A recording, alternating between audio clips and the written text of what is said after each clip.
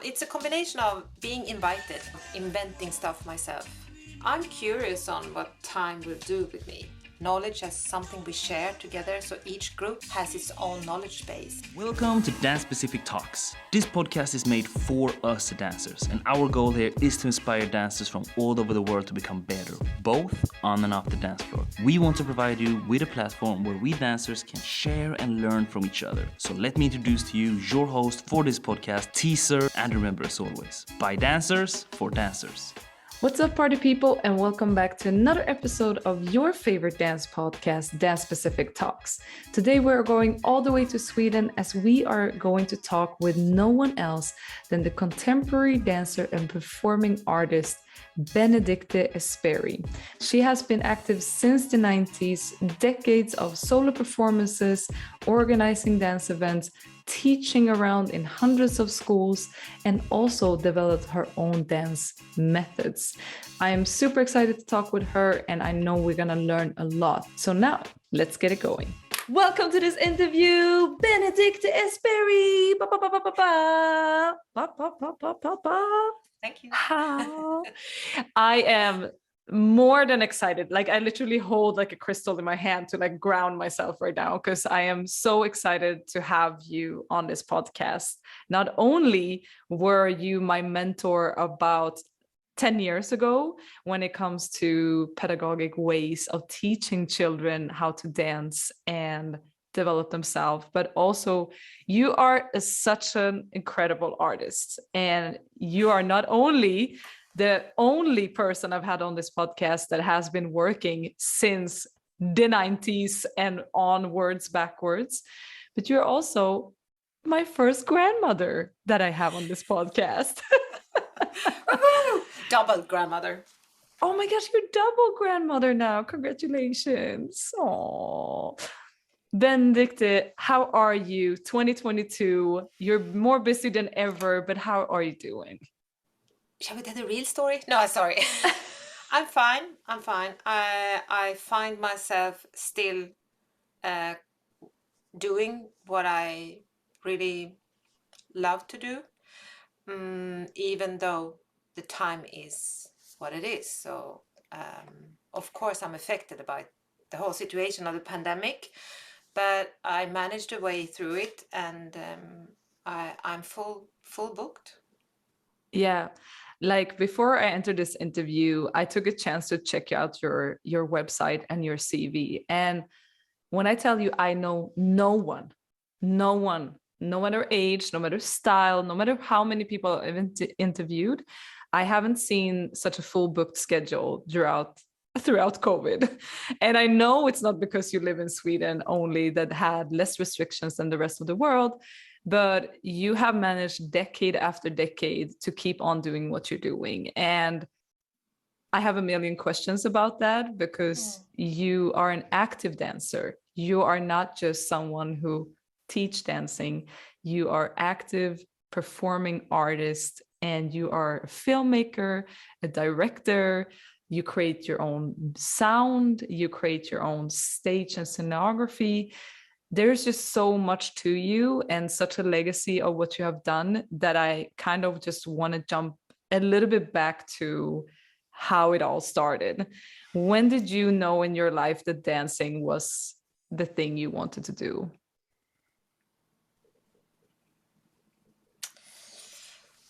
So from the beginning, I was supposed to be a pianist, concert pianist, and I started jazz ballet when I was 9. Before that, I was into kind of children's rhythm and songs and so on. But when I met the jazz ballet, it was in Stockholm. I was weightless, happy. Anything could happen. So that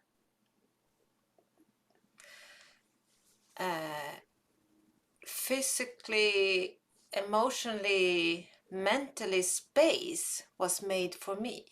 So that's the first strong encounter with dance. So I continued with that, and in that age I thought that I could be anything. So it could be a dancer or circus princess, and I knew I was meant for stage, but it wasn't clear that it was dance. So then I continued into youth companies for stage. And at that time in early 80s, it was very popular with musical. It was the whole Fame era and Up with People, and we were all like dreaming of the big stage. So that was also the only picture of how you could perform, that you should be in show business. I wasn't really that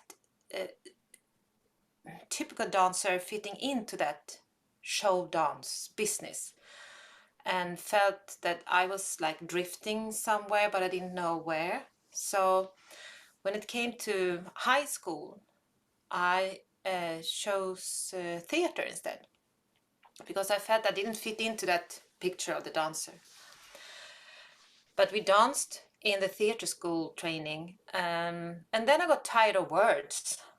So it was like, okay, so words, if you take away the words, then the body, and then I came back to dance, and I met the contemporary dance, and more of also contemporary dance in that understanding of postmodern dance, where there's no narrative, or you're exploring and developing your own language. But it took me a long time to have the courage to become my own, have my own way of doing things. I became a mother very young. So to make a living, I started to teach dance. And all ages, I would say. And I think that if you want to become a performer, you should teach. Because then you get keys to what is it I'm doing when and why and how is it done. So I really got, that was like an education system that I couldn't get in the dance education. So then the children got older, and I longed for my own artistic practice. So that had like where I am now, I couldn't predict that, but I can see the pattern of it when I look back. Also by saying I'm mainly a solo artist, and maybe it's because I like to be that, or maybe the circumstances of having 4 children, you don't have time to collaborate, so you take the time you get and then you become a solo artist. I don't know, but so of course everything matters in your journey. Yeah. So What I think is so interesting with that is like what you said about if you want to become a good dancer, showing, performing for the world, you should teach. And I definitely can relate to that. There's certain things you have to be able to communicate in order to pass on knowledge, or to pass on like techniques or movements or stories. And when you get in front of 12 4-year-olds, it doesn't matter how many words you have, or because you're going to have to be able to communicate it in a way they understand it. And if you have the 50-year-olds in front of you, that's another way. So you become very your communication streams become very broad on the spectrum. yeah, and I think this is also really interesting, because I think of each lesson as in a range, on different place on a range of performance. So I think of each lesson as a kind of a performance, since I train the future audience in to understand. And so this is also something we foster also our society to have a natural relationship to dance Yeah. and art, I would say. Yeah, and I also think that it's so interesting, like just to make a story of how we met. I remember that I was told, like I've been teaching kids since I was 15, but nobody really gave me any tools more than use the popular song and have some dance games, and like 45 minutes will go over that quick, and then you have done your work. And then I met you when I was around 21 years old. And I have never seen so much material in one dance studio. There was scarves, and there was um, toys and instruments and little color palettes on the floor. And I was just like, what am I walking into? And you opened the world for me where it matters. And it matters to take every opportunity and see all those ages as different golden opportunities to have them express. And I definitely just never became the same teacher after that workshop, those workshops we had. And I know I also got to follow you and during my internships and stuff. And yeah, just the way you captivated those kids, and you could help them to calm down, and you could help them to express. It was just like mind-blowing for me. Those 45 minutes could then hold so much value and change them within less than an hour. So it matters, and that's something you really, really taught me. And I wonder if that was something you were taught during your education, or if that's something that it's just your philosophy around life kind of thing. I think you put, thank you, Therese. It's really, I'm flattered. Of course. I just must remind you of when you asked to be an intern, and I said, no, you couldn't stand my time. It is, you would have a breakdown if you follow me. But then you had the strength to go through it with me. And it was really nice to have you around. And it also kind of, it's a translation thing of trying to explain and communicate the why, when, who, and what to the next generation of teachers. So that's why I'm also at the Academy of Music and Drama. So I kind of teaching the upcoming teachers in technique. It's a combination, I would say, fostered from a fora of dance where there's a very clear right and wrong. And finding myself when I was young always being wrong in that education system. And then I came in contact with another dance school owner who came from a totally different way of looking at dance and kids and young people. And she was more into like, what do I have in front of me? And what can we do? So she was more into encouraging every person's capacity and possibility to be creative and express themselves. And so in Sweden we call it dans i skolan. So it's based on 3 things: that you experience dance, you perform, and you also watch dance. So you have a whole full circle of the knowledge of dance. And if you have a curiosity on people, which I have, you continue to develop your ways of encouraging or proposing material into the space. I also look on knowledge as something we share together. So each group I visit has its own knowledge base and references. And just if I go from one place in this city where I live to another, the context is totally different. So they have different references to work on. And how can I use that and still find the magic of the world of dance? There's something else I should answer here.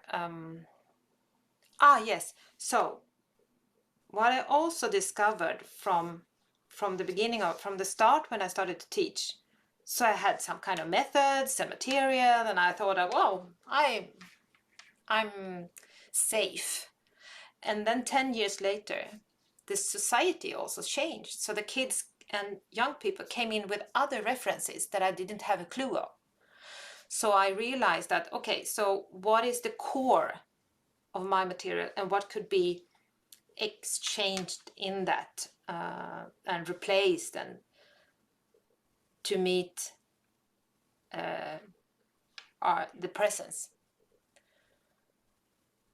So it's not a clear answer. It's an answer that points out, I think, my way as a person and the relationship to the idea of the teacher teaching.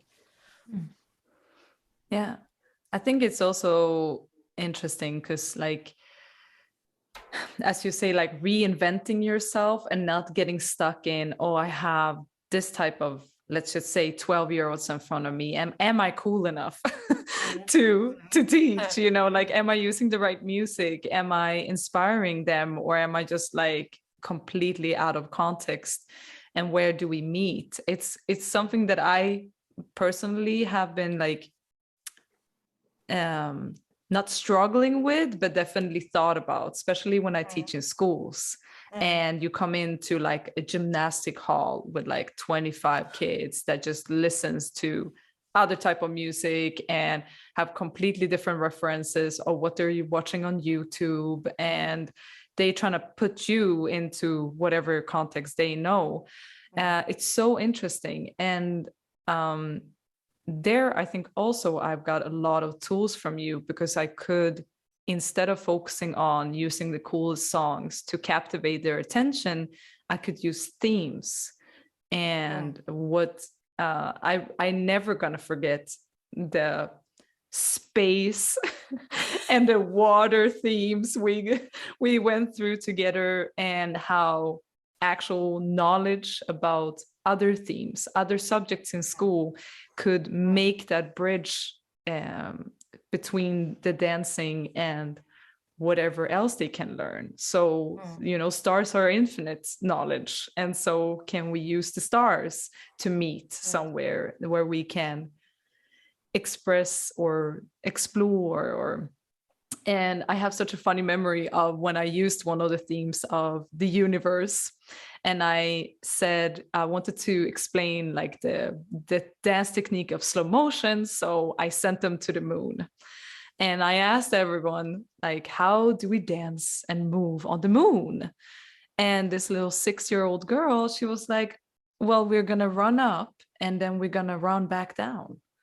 And I realized in that moment that she's talking about like a half moon or the little skinny part of the moon. And she thinks that she runs up and down. And like, how precious is a memory like that when you're realizing that, wow, we're getting somewhere here. It's not completely scientifically correct, but why not? You know, and thank you for letting me into your world and how you see things. And I've been so grateful for that. And I know so many people from my genre, like in the hip hop scene, that don't really have the tools to connect with children, because it's about the steps, it's about the songs, it's about the styles. And I feel super enriched by having to follow you. And also what you said about me following you into your hectic life. I just became just like you. You know what I mean? Like I Oh no. Oh yes. Oh yes, oh no. But it was so reassuring that even though I saw you going from 10 different places in 1 week, I still got to see that as a dance artist, I can make it. And yes, you had 4 kids. And yes, you were all over the place, but it also told me I can work with dance and it doesn't have to stop. And I have to keep on reinventing what I do with my art. And I can live my entire life on this.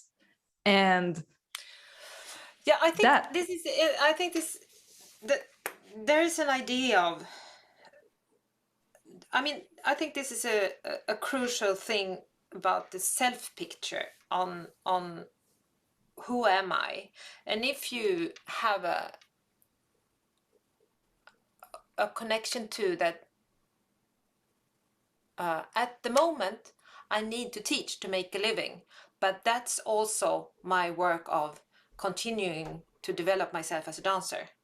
So if you can embrace all the opportunities to work with your dance in different contexts, in different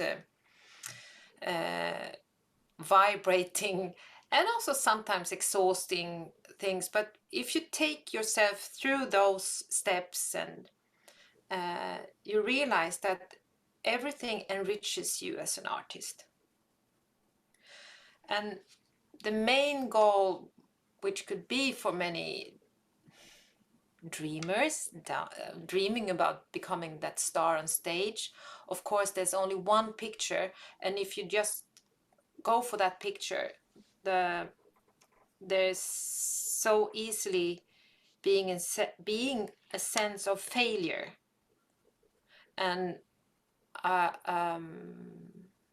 think that's a waste of what they could do if they were gave the education system for dancers could also be opening up for that. There's no hierarchy in between those things you do. So it's all, I mean, if you want to become a dancer, you need a teacher and a master. I mean, the old system of a master and pupil system, but that teacher is teaching. So look upon yourself, that brings in knowledge into the dance field from different angles, I think. So and I also think it's super interesting also because you are a solo artist first and foremost.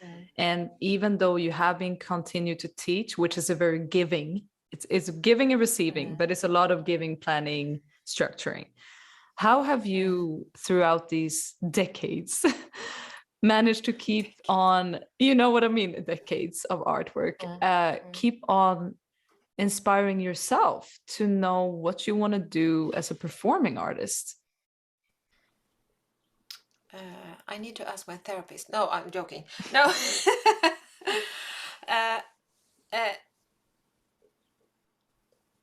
I think I'm a bit restless as a person, and I'm too curious to not continue. I also think at this where I am now, there are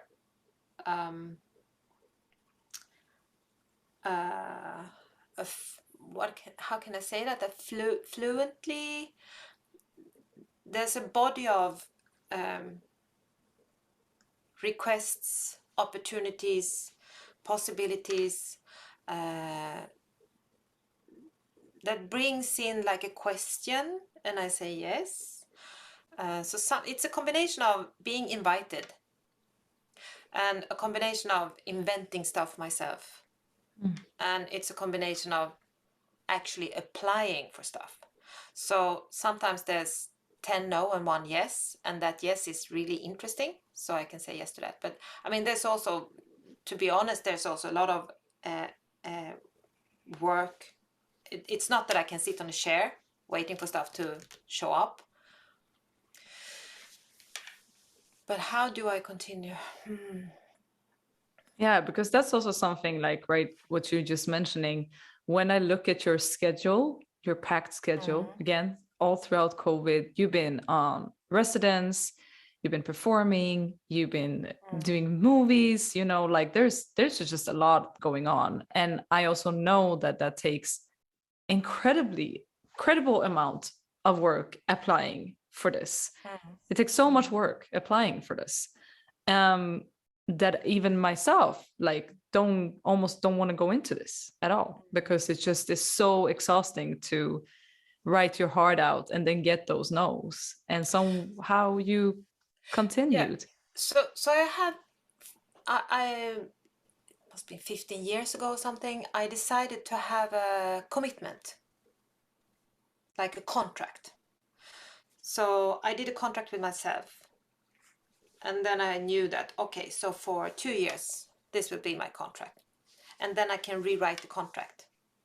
So there has also been an awareness of that things can change. I might want to change something.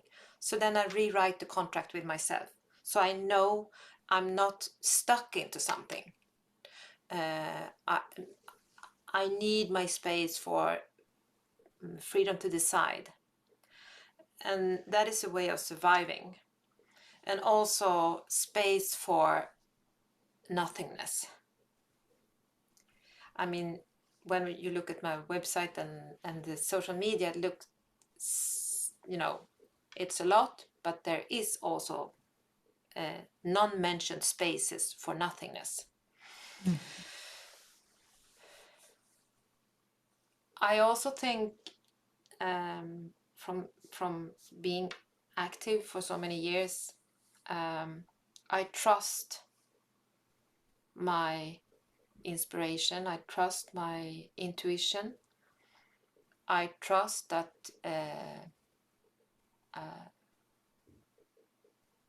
since I'm also the performer myself, I follow my age and I follow my abilities to perform. So I try not to be someone else. I try not to be something I can't. So of course that's also like a process of matureness, so to say. Yeah.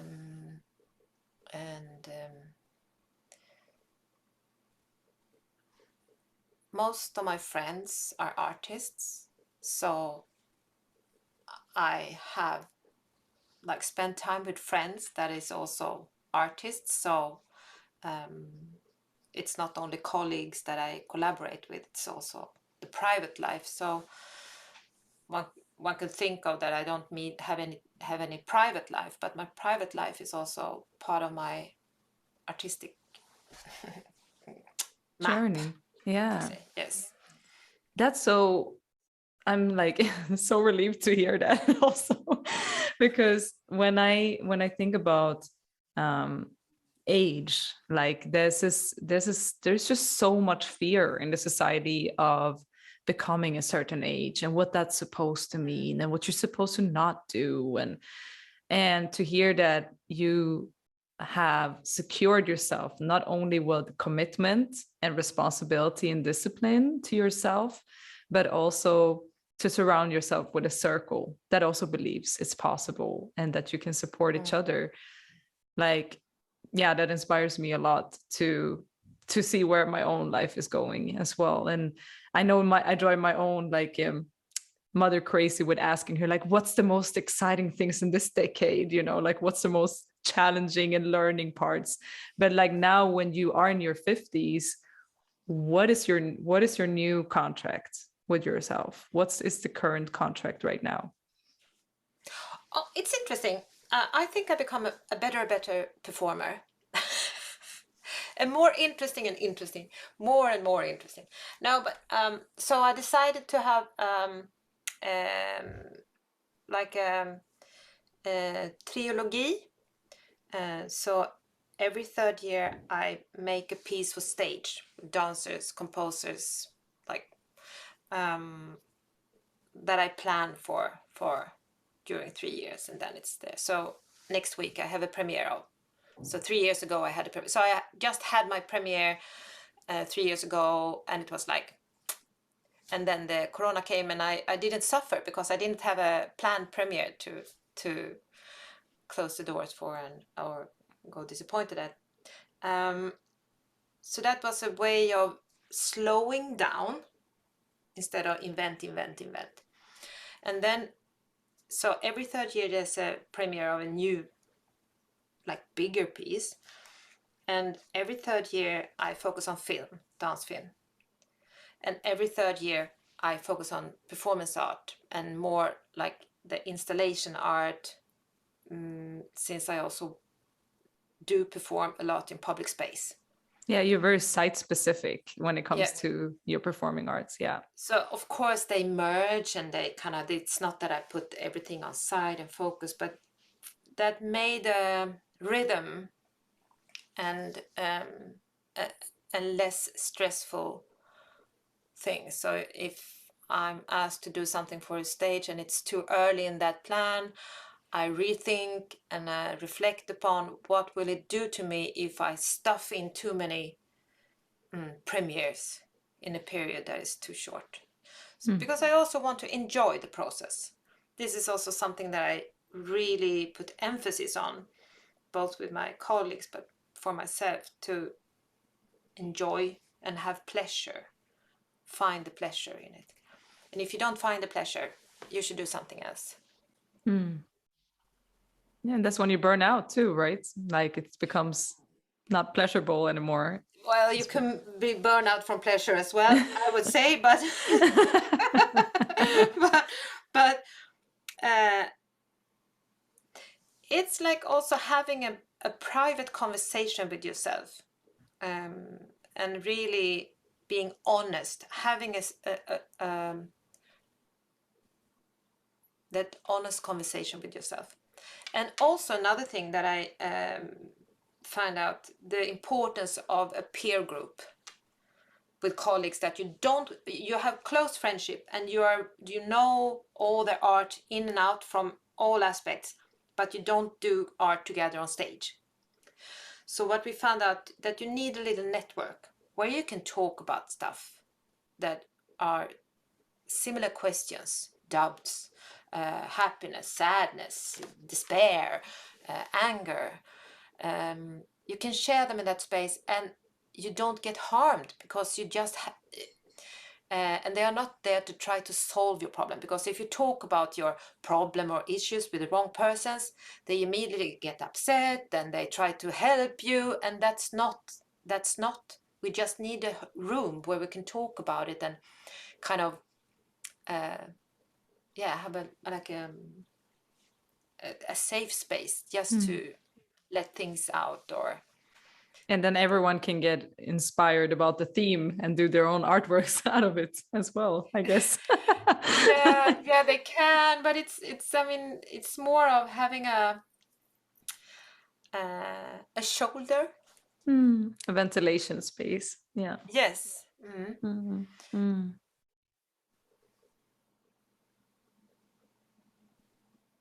And it has been crucial during the pandemic, because we were so busy before the pandemic, so we had like contact in other ways of, not meeting in real, because we would go everywhere and here there. So the natural thing was already established to have people that you could relate to, even though we don't meet.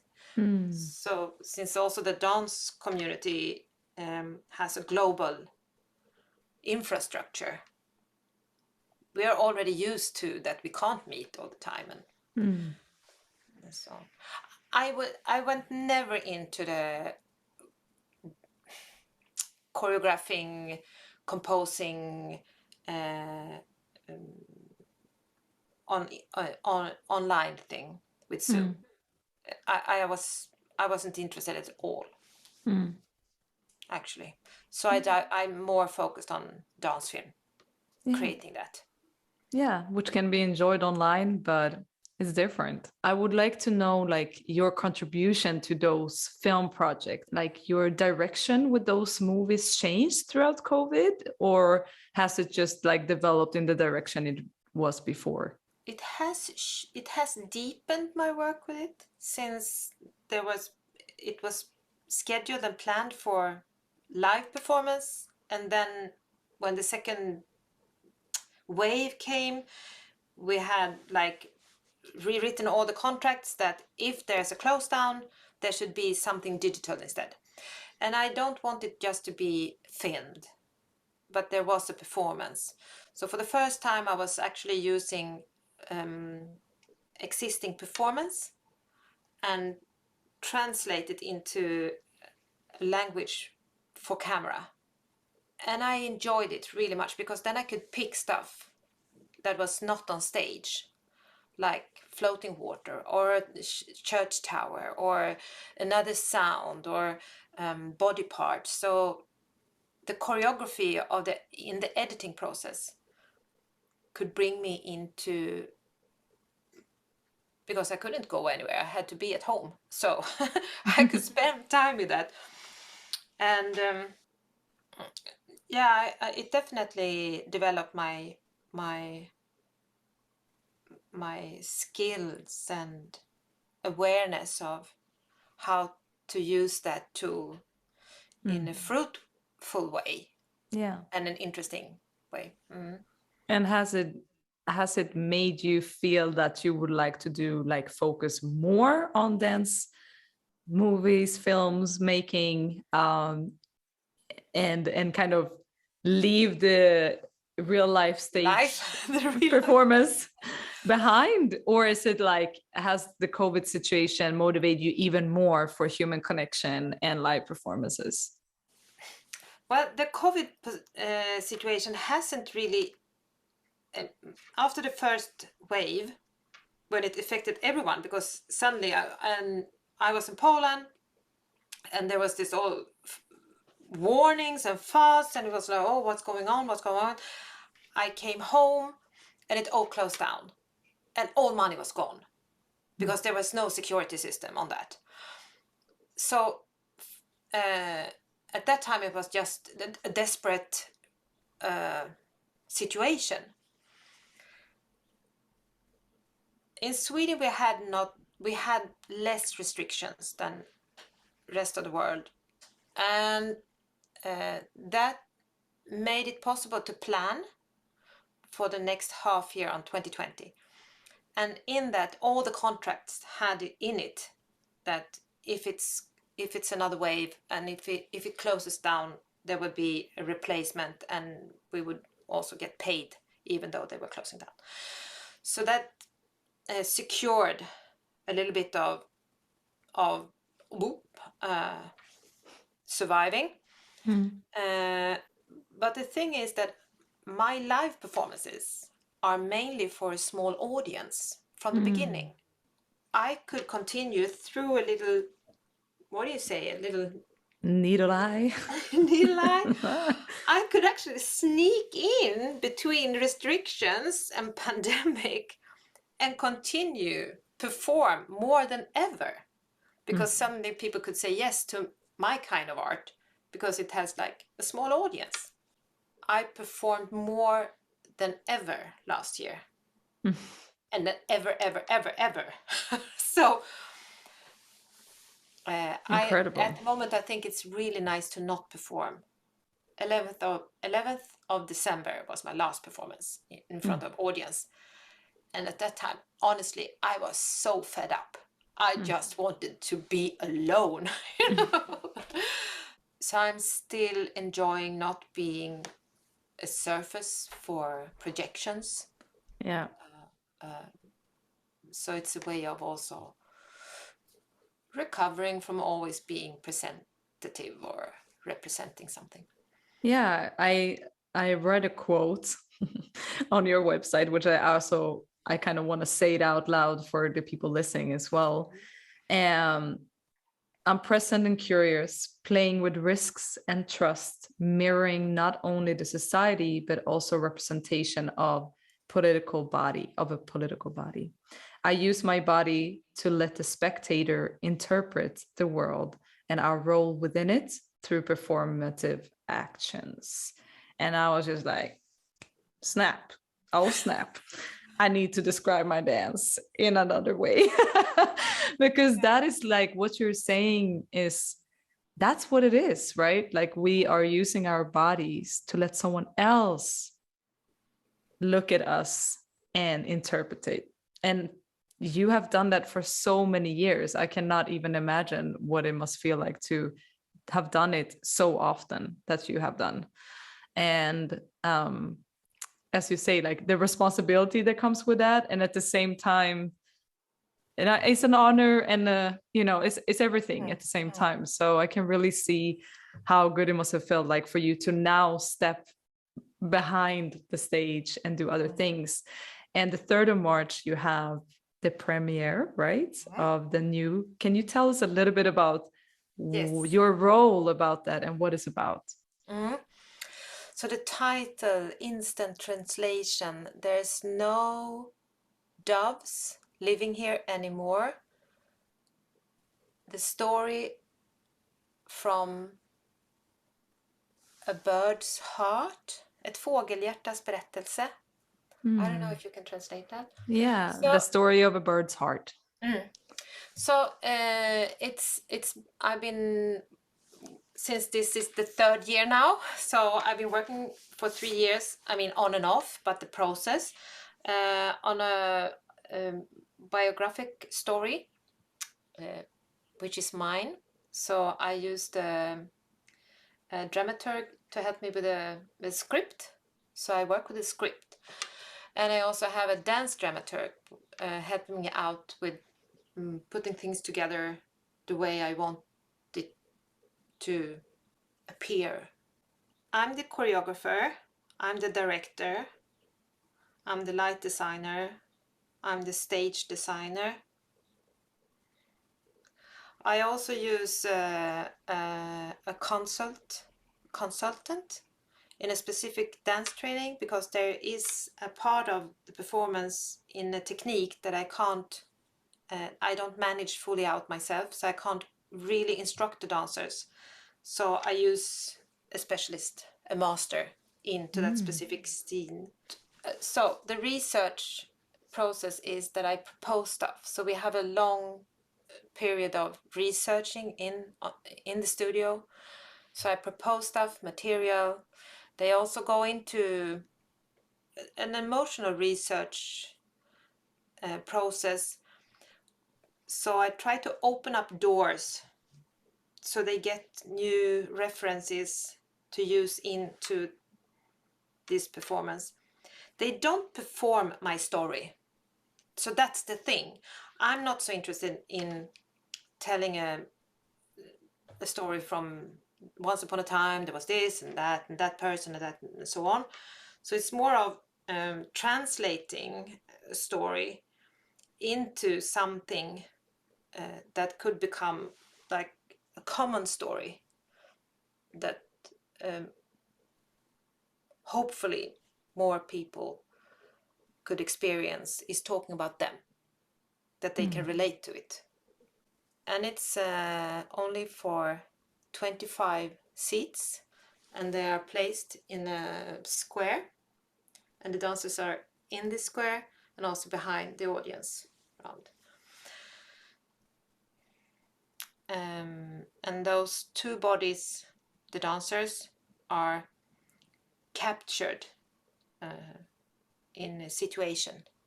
They are forced to be together, but they also have a strong wish to separate. So that's the kind of main. Well, I'm in the middle of it, and the dramaturg from Berlin got corona, and one of the dancers got sick. So we have had our little desperate moments. But the premiere will be there. And I also work with a composer. So that's a luxury when you have a composer, when you talk, you work on the floor, the composer sits at the side, have an idea, do some sketches, coming back with the sound, we try it on the floor, I listen. So that's like a building together. And I don't want it to be a ready-made picture in the end. So that's why I have a lot of research with the dancers and the musicians, that we kind of improvise and we pick out and then put together, and then we take away, take back. So again, I must trust that the piece in itself is built upon its own voice.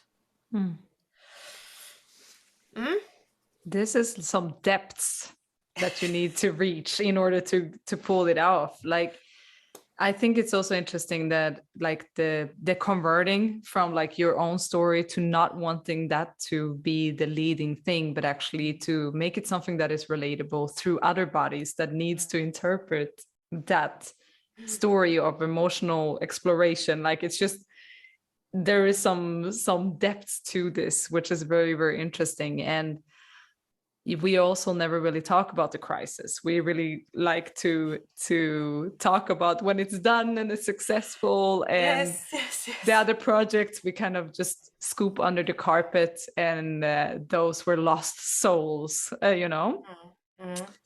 What have you since this is a recent crisis with people getting sick and people, you have to jump in, do the work you were expecting not to do, so you now have to say, like all of this, what is one, to see it from the positive side but also a challenging side, what is the biggest learning moment in this particular situation for you? Well, I think every piece teach me something new, and that is the most I feel rich. It's rewarding since I work with vulnerable topics. It's demanded from the participants to really use themselves, so they have to bring in a lot of private research. So the risk is that what I work with, the element of like opening up, but my responsibility is to closing it. And then they have the gift of their own awareness and bringing that tool into the performance. And when I see those tools, I realize also how the performance shall be formed, or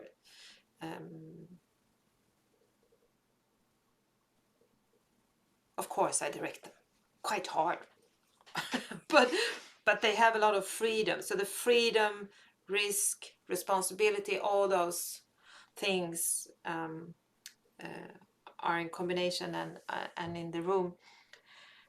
In this process, I learned that when I work with emotional kapital, emotionellt kapital, Emotional capital.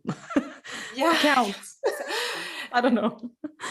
When you work with emotions, so talk about emotions. When you work with emotions, there's a risk that when the dancer is into the rehearsals, they might end up in different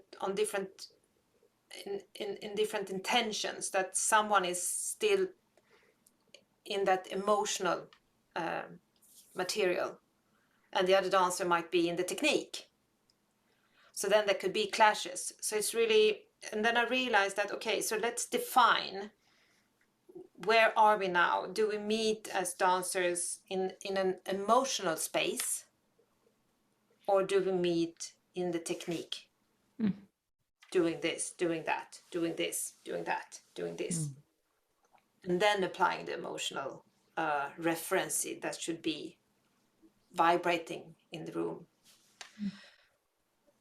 So I started to map out my method of how I work with this kind of performances, which is also fruitful when the students come from the academy. Since when you're young, you have an aim to express yourself, and you put your emotions on stage, and everyone is like, wow.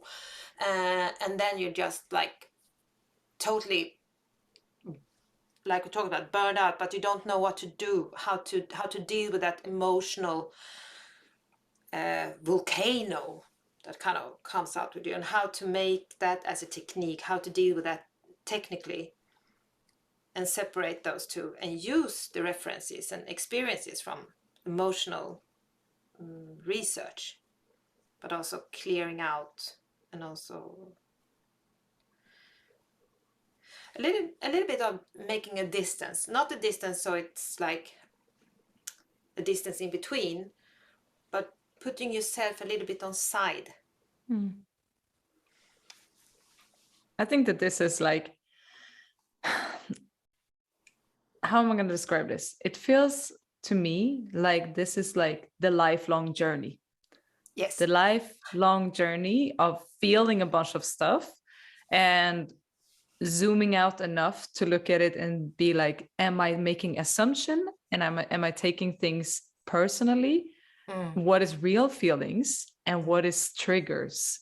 And to put that as an artist and make it, as you say, like have a distance enough to look at it and take it for what it is and not get consumed by it, but still not having it so far that it's not attached to you anymore. Like it feels to me when I listen to this that you have managed to sharpen your intuition of like, that's enough, like that's where we close it. And that must have taken so much emotional research from your side, and also a lot of trust throughout these years to have sharpened that intuition. That's how I hear it. Yeah, of course. But it's also but there's also one side of it that I know so many companies and directors or choreographers that kind of pushes their dancers or actors into a limit, so they can't stand by themselves. They are depending on their God. And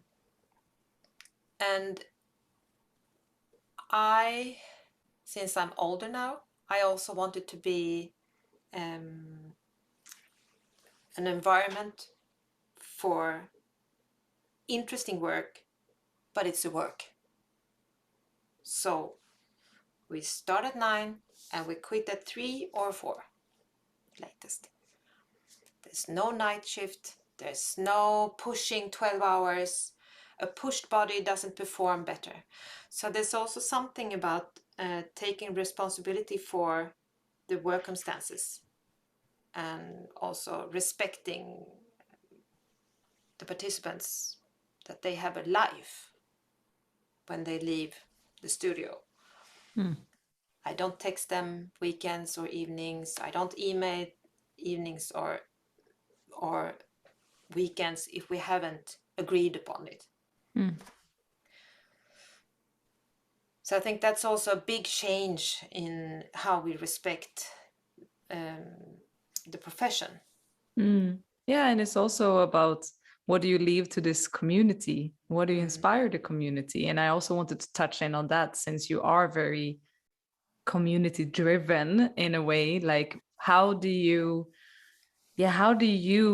from your seat right now in your life, in your career as an artist, see the community, the community in the art space that you are involved in, or that you want to continue to develop? I think the big effort to put in is to deal with people's expectations. And expectations are you have to identify them, and also being honest to yourself that what do I want, and from the four of dance again, I still can be reminded of that I fall into the expected idea of producing instead of care for the process. So with saying that, a lot of if you talk about community art or community-based practice, in Sweden we have a politic around that, because it's also about surviving economically. So there's money into it, and it has been like a political thing that you tick the box on. Oh, good. So then the kids get a little bit of dance, and then they go to an elder home, and they also get an experience. Oh, that's nice. But how can we work in long-term thinking, sustainability, and because it's about relationships, and the relations are built upon trust. So what happens when an artist has been for a while in a place with their art project, and then they disappear, and you make a big impact into that,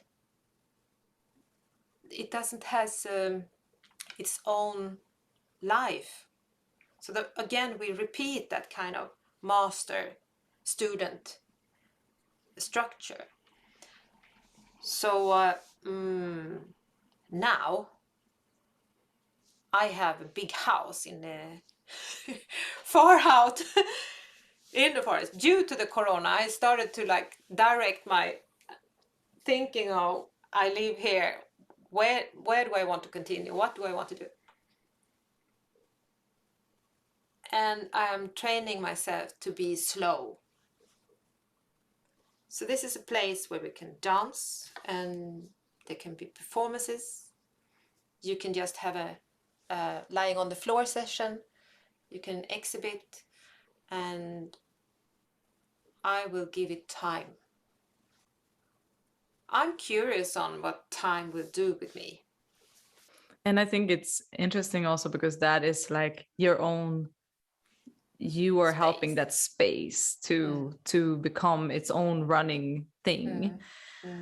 And that is a part, I guess, also of the legacy, that you have been a part of this global dance body with residents here and residents in Sweden and people that you meet along your path. Do you see this new space as a place where you can invite a mix of international dancers with local and create those connections? Or what is your vision with the space?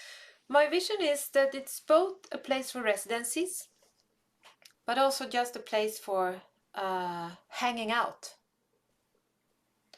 And there's few places where we can hang out, hang around without have the stress of produce stuff. So it's located in a natural path of passing through in a small village of 600 people. And there is a lot of other art networks passing by or crisscrossing, I would say, in this area that I know about, and they know about me. So they also have started, oh, so you have a house, but what if can we be at your house? So everything is at the moment a yes. Can the scouts be there on a Saturday? Yes. Can the choir? Yes. Can the local they had a meeting for, I don't know, there was some kind of something, and they asked, can we have the meeting in your house? Yes. So if you start to have open doors, you can also see that everyone is welcome, and that could also make encounters, and we can become curious and a conversation. And of course I will have my program with a couple of performances that this is the program, 5 evenings or something. So there would be this specific performances, but also this kind of other stuff that you can't really define, which is based on people actually want to spend time there. And I know one of your previous projects is the choreo art scape, if I say it right. Yes. Is that like, maybe you can just give a little overview of what that project was for you and what it was about. But also, is that something that will continue now when you have your own space? Do you see like a volume 2 of this project? Yeah, so Choreo Artscape is a combination of choreography, art, and cityscape. So 2016, I defined the title, I played with words, and it was mainly silent dance videos in public spaces. And to be more specific, I recorded what was supposed to be screened on the same site. So in real size, did you say that, full size? There was a vision of that I was dancing in the walls, because they could also recognize stuff that was on site. So I didn't record it in a studio, so it was really made at site for that site and shown at that site. And it was a question for me. But first of all, if you want to show your art, no one wants you. Well, you have to invent your own exhibition. In a way, it wasn't that I asked someone, but I couldn't see my work in a white space, in an exhibition space. I couldn't see my work on a cinema. I couldn't see that kind of work that I was interested in doing. There was no existing room for that. So public space is my favorite room. So why don't I continue that idea, but with media or film media? A couple of years continuing on different sites, both here in Gothenburg and also in different places in Sweden and also abroad. I got an idea of opening up for other video dance on screen makers one weekend. So I started a dance film festival outdoor without sound. So now I just finished off that dance film festival, and it's in an urban area, so you really have to make an effort to go there. And this year it was really, I was stunned about people's engagement and really showing up and curiosity. And I also got the opportunity to have support from the Art Council in Sweden, so I could also bring international prize-winning directors for dance film. So we also could have an indoor curated program with dance on screen with sound. And also this artist talk, and yeah, so people can also meet, and a director, filmmaker, dancer, choreographer, costume maker. Suddenly there was this informal encounter, and I really like to host that informal. I don't own people, I don't own knowledge. I can create a space for them to meet, and hopefully they get further on with some collaborations here and there and so on. That would make me really happy. And I love that you say that the outdoor spaces, the urban spaces are your favorite. What is it? You have a combination of site-specific art, but also you are freestyling a lot. You are improvising, because the space and the people that are the audience gives you material. What is it that is your favorite part with that? The unpredictable. And being in the moment, being really honestly in the moment. If you stumble, that's part of your that's part of it. If it starts to rain, that's part of it. It's meant to be. If there's an airplane just brawling, that's the soundscape. If there's a bird, if there's someone passing by, asking me, "What are you doing?" That's it's an honest question. I can't fool the situation. I can't lie. I can just relate and lean on it. It gives me. in Sweden, it's still forbidden to dance without permission in public space. So I talked to the police. So they're in because there are different understandings of this law in Sweden, but here in Gothenburg, the law says of course I made a performance about it, but the law Of says course. that we have 60 centimeters that we can perform a copyrighted self-made piece in a reasonable time. We don't need the permission for that. So then I asked, so could it be 60 square meters? Or do I have to stand, is it just like this? Or could it be a square meter? And can you sue me if it's too short?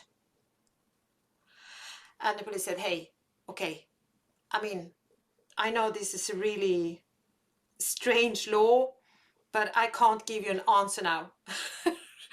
So this is also about working in public space is also actually making a political action, I would say.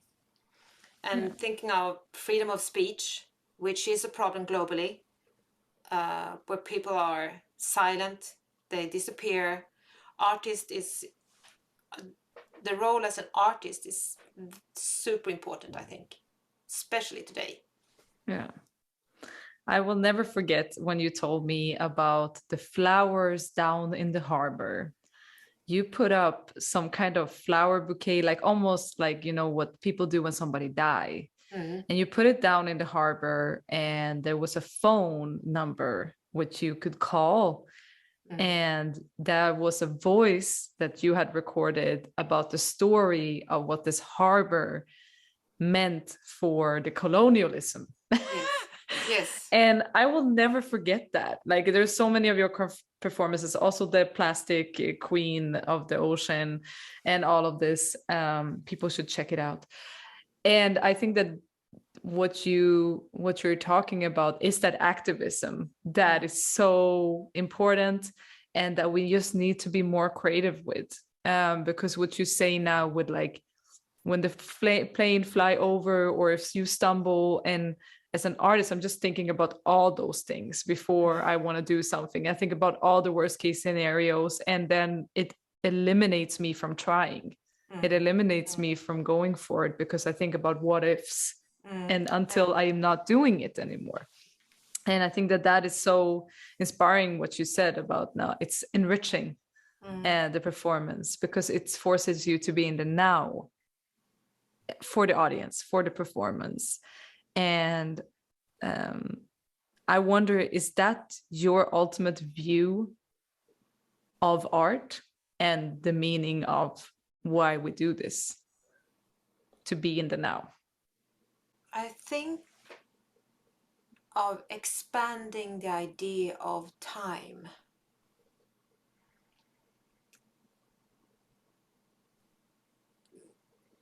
In the Western society, we are really scheduled and formed from very early age into how we should experience time. Very clear start and stop, and where to be, when, and how to behave. And art could break down all rules of time. And if we have a society where everyone thinks similar, it's dangerous. So art has an important role of making people, thinking people, acting people, reacting, and feeling. And yeah, I think without art we die. We all go like an army and kill ourselves and kill others. Yes. That's why I adore you. You're like, I'm your number one fan. Like, Benedikte, please become like the culture minister and president while you're at it. You know what I mean? Like, well, I think so it's right. interesting that you say that, because everyone can be, I mean, of course, I talk from a society where we have much more resources than other people. We live in a country where there's possibilities of having a safe life, but in this, I mean, we know the stories of people that have been exposed to extreme violence and so on, but their stories about how they found a small room where they were the queen or the king of their own thoughts. So it's when you have good circumstances, you might fall into laziness or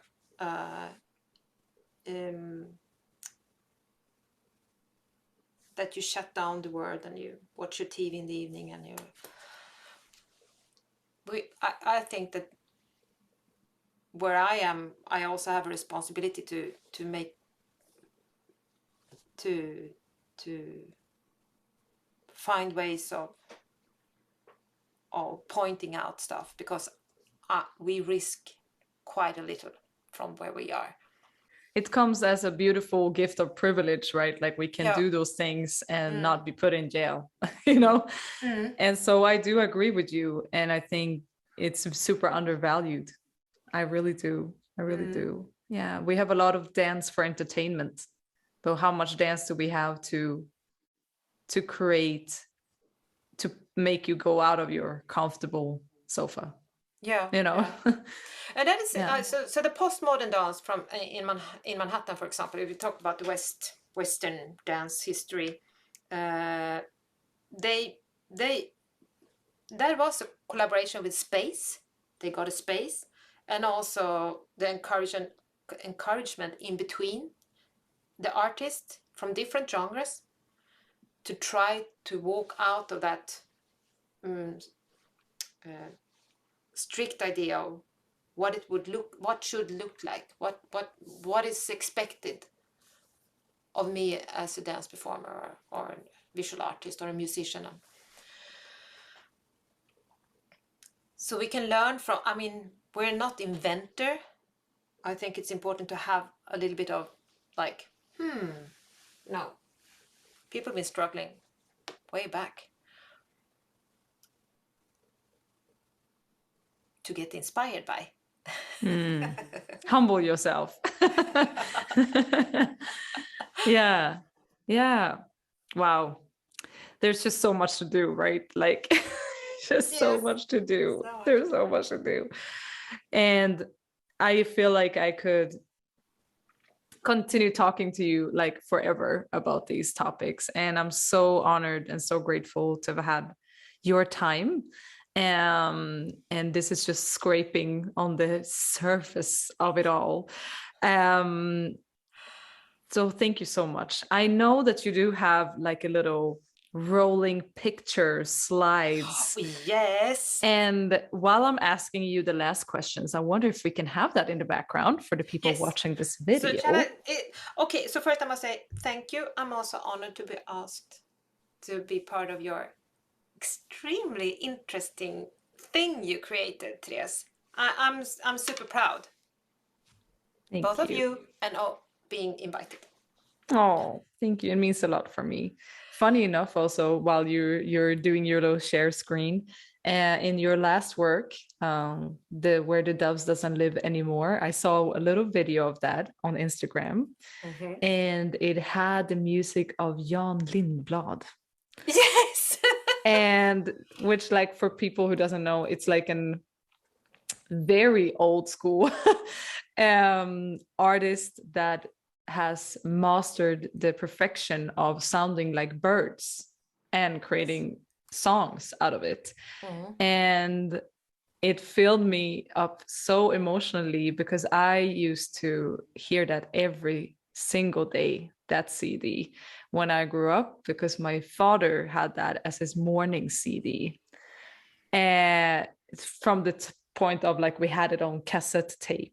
to his conversion of it to CDs, and there was never any difference. There was Jan Lindblad every morning and Bob Marley Wow. every evening. So that means a lot for me. I just heard it and I was like, wow, I've never met anyone who knows about this artist. So I pinpointed the story. Yeah, Yeah. Yeah, it's actually yeah. the same story for me. That's Really? why, yeah. Wow. That's insane. That's Yes. insane. Yes. I have so many memories of looking out to that music in rain, sun, snow, and looking out the window in the morning, eating breakfast to that music. Yeah. Wow. Thank you. Yeah. And now I must give you a little anecdote on this. Yes, please My do. oldest son, his girlfriend, is named Lindblad in last name. So I played the song because, oh, this is going to be part of the performance. He said, wow, that's actually my grandmother's brother. Oh my God. He Oh, had tigers on an island. He lived on an island in Sweden with tigers. Yes. like before it was illegal to have Yes, exotic before it animals. was illegal. Yes. Wow, I never even heard about that. I just picked out some photos from performances that represents me from 2-3 years back. So this is from a dance residency where I did a dance marathon in between villages. So I spent a year there in a glass blowing house. We did art glass, and this is a stage piece also on a small theater in Gothenburg. Here I use light dress that I construct myself, so I perform in dark places, so I'm totally independent on lighting. Construction areas where I break in, it's forbidden to go there, but I like the view, so I force the filmmaker to follow me.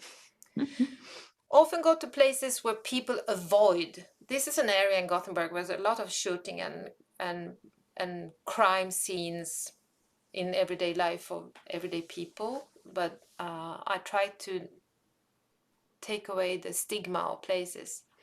Using places that I know will disappear is also a way of using dance as an archive of how the city was performed.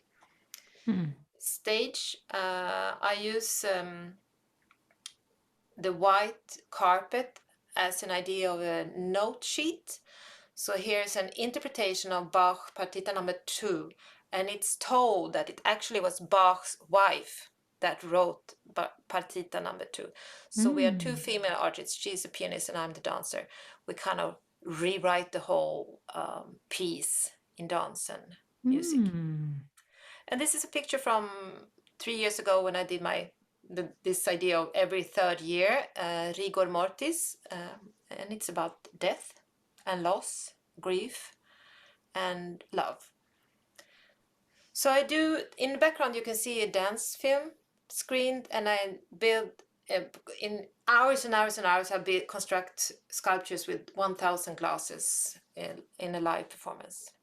This is an encounter with young female dancers during a residency. They didn't want to show their faces, so we worked with hands, so it's a hand choreography.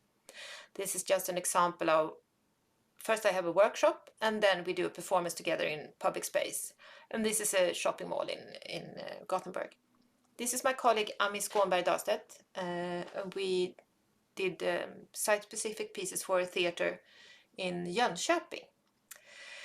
And so there's exhibition spaces inviting me to do choreography in public space or do something when they have this art week or something. So I invite other dancers to join me because sometimes it's also very lonely.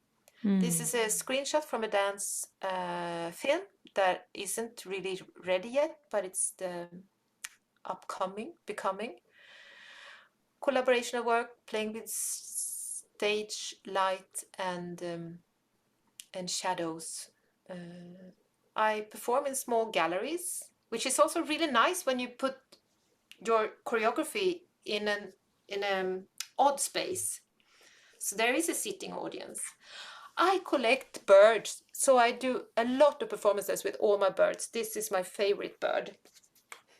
So Yeah, cute. no more of that. Also using perrongen, the waiting place for trains. This is a spot where the train never came, so there was always shouting out like, "Do the train too will be cancelled." So I was thrilled about dancing on this place. I've been performing in living rooms. This is in Margate, in England. So yeah, that was it. Wow. Thank you. It's so inspiring to see you also using all different, not only, I like when you go into like you research a certain topic and then you create your, like sometimes we as artists think that we have to reinvent the wheel all the time. And whereas what I like with you is that you use materials, you use limitations as how can I break through these limitations? I have no light. I want to be the light.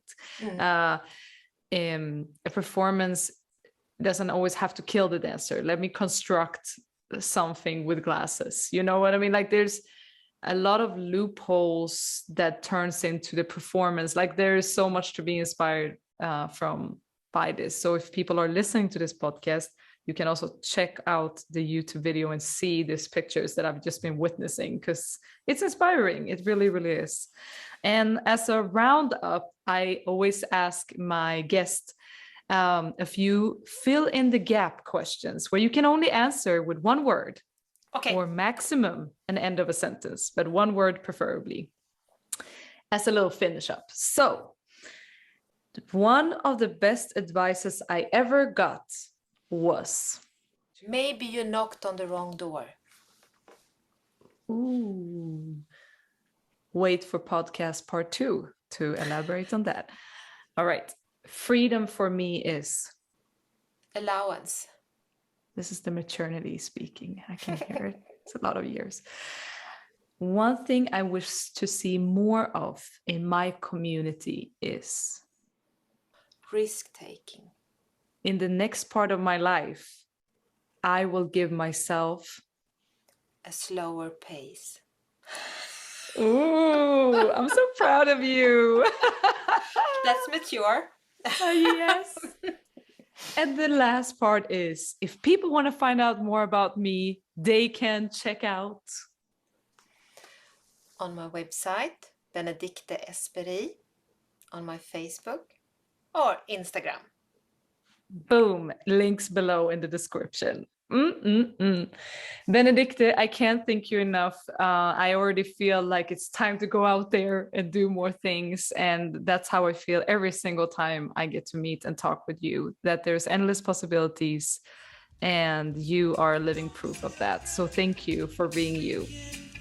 Thank you, Therese. Don't forget to click subscribe, comment below, and give us a rating or review. We have a Facebook page, YouTube page, and we are on Spotify, Google Podcasts, iTunes, and all the other podcast platforms.